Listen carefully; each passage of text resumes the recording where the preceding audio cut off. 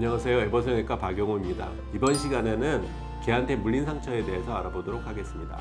강한테 물렸을 때 우리가 잘 모르니까 응급실에 가시는 게 제일 좋습니다. 광견병이 걸렸는지 아니면 정상적인 개인지를 구분하는 것도 중요하기 때문에 얘가 광견병인지 아닌지를 확인하고 이게 누구네 개인지도 확인하는 게 가장 중요합니다. 그리고 응급실에 가셔야 됩니다. 피가 멈춰주고 좀 깊은 것 같다 그러면 응급실에 가시는 게 제일 좋고요. 뭐 긁힌 상처 정도는 소독약 잘 발라주고 집에서 기르던 개 내가 접종도 잘 해주고 내가 이뻐했던데 어쩌다 물었던 뭐 상처가 났다 이런 거는 그냥 집에서 셀프로 치료해도 큰 문제는 없습니다.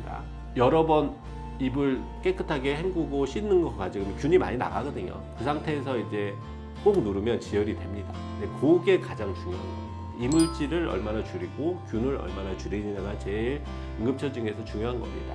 강아지를 이쁘다고 얼굴을 들이면 확 물어서 입술을 묻는 경우가 있는데요. 중요한 게 첫 번째로는 얼마나 깊이 물렸느냐가 첫 번째입니다. 두 번째, 조직이 얼마나 떨어져 나왔는지를 우리가 봐야 되는데 잘 모르면 좀 이렇게 씻은 다음에 깨끗한 꺼즈로 입을 잡고 응급실 가는 게 제일 좋습니다. 입술 조직들이 떨어져 나는 거를 조금이라도 덜렁거린다고 해서 떼어버리면 그게 나중에 회복되기 엄청 어렵거든요. 그래서 그 덜렁거린다고 해도 그건 붙여놓고 병원을 가시는 게 제일 좋습니다. 이게 옛날에는 개들도 깨끗하지가 않았잖아요. 개가 한번 잘못 물면 이 염증이 생겨가지고 잘 안 나요. 개가 깨끗하면 물려도 사실 염증이 잘 안 생겨요. 식염수나 수돗물로 잘 깨끗이 씻고 그냥 바로 봉합해도 사실 특별하게 문제가 현재까지는 잘 안 생기고 저는 실질적으로는 바로 봉합하는 걸 더 좋아하거든요. 왜냐? 열려놓은 상처가 있으면 염증도 잘 생기고 또 열려놓으면 상처가 흉터가 더 많이 생기니까 치료를 하고 봉합하는 게 저는 우선적으로 생각해야 될 치료 방법이라고 생각합니다. 애기일수록 봉합을 정확하게 해야 됩니다. 빨간 걸 홍순 그리고 뭐 이거 하얀 거는 백순 이렇게 근데 그 경계선을 맞추는 것이 굉장히 중요합니다. 찢어진 환자 보면 입술이 흉터가 많이 보이는 이유가 홍순과 백순이 안 맞아서 그런 거예요. 또 한 가지 중요한 거는 입술이 근육까지 찢어지거든요. 입술을 아에이오라고 해보면서 근육이 끊어졌는지를 확인해야 됩니다. 근육은 끊어졌는데 근육은 이어놓지 않고 그냥 겉에만 봉합하는 경우가 사실은 아주 비일비재합니다. 응급실 가서 그 안에까지 막 꼬매주지 않거든요. 그러면 어떻게 되면 나중에 말을 할 때 입술이 제대로 모양이 안 나와요. 봉합을 꼭 할 때는 해부학층으로 봉합을 한다. 근육에 찌었으면 근육도 꼭 이어준다. 폐하 조직도 해주고 점박도 꾸며주는데 이때 바깥쪽은 홍순하고 백순을 잘 연결해준다.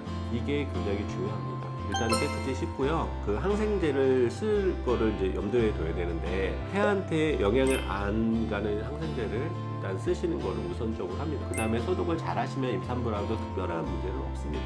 입술 흉터가 안 맞아서 많이 오시면 백순하고 홍순을 일단은 포인트를 찍습니다. 그 다음에 찢어진 굴을 전부 다 다시 절개를 합니다.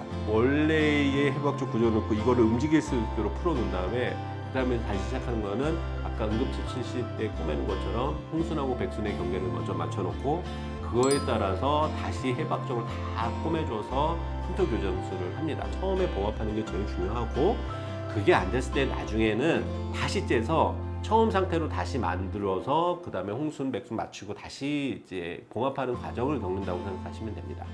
그러면 이제 개한테 물린 환자의 케이스를 보면서 우리가 어떻게 치료하는지 한번 알아보도록 하겠습니다. 첫 번째 환자는 집에 있는 개가 입술 물었는데 입술의 조직이 지금 거의 분리된 환자입니다. 그래서 조직이 떨어져 나갔거든요. 끝에 쪽은 사실은 이미 물려서 피가 이제 안 통하니까 까맣게 괴사가 돼서 이제 저한테 왔어요. 이 조직은 사실은 괴사된 조직은 버려야 되거든요. 이 환자를 이제 나머지 조직을 가지고 잘 봉합을 해줘야지 입술 모양이 이제 살 거 아닙니까? 10달 돼서 이제 봉합을 잘 해주고 밑에 찢어졌었기 때문에 이 홍순하고 백순을 제가 맞췄어요.